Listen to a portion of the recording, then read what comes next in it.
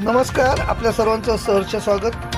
राष्ट्रीय मिल मजदूर संघ, महाराष्ट्र राज्य राष्ट्रीय कामगार संघ, महाराष्ट्र इंटक आणि गिरणी कामगार संयुक्त लढा समिती यांच्या संयुक्त विद्यमाने महात्मा गांधी सभागृहात माननीय आमदार सचिन अहिर यांची महाराष्ट्र विधान परिषदेच्या उपसभापदी अभिनंदनीय निवड झाल्याबद्दल त्यांचा हृदय सत्कार करण्यात आला।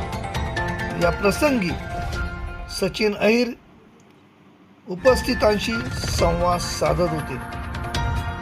त्यांनी यावेळी उपस्थितांना संबोधित करताना म्हटले की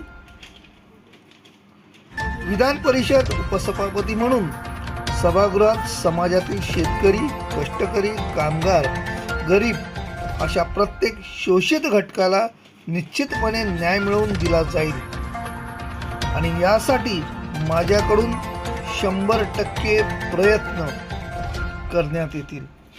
या सत्कार समयी राष्ट्रीय मिल मजदूर संघाचे सरचिटणीस आदरणीय गोविंदराव मोहिते आणि अन्य नेते उपस्थित होते। आपल्या सत्काराला उत्तर देताना विधान परिषदेचे उपसभापती सचिन भाऊ अहिर नेमकं काय म्हणाले ते पाहूयात।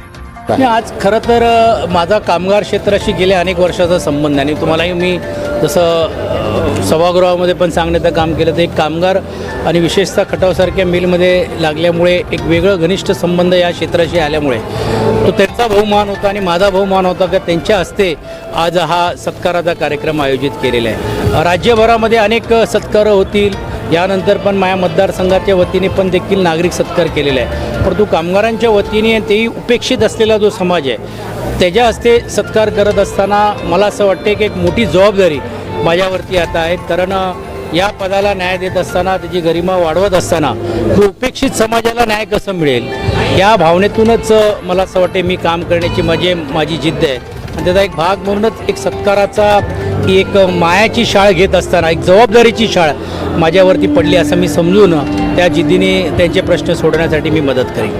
धन्यवाद। थँक्यू।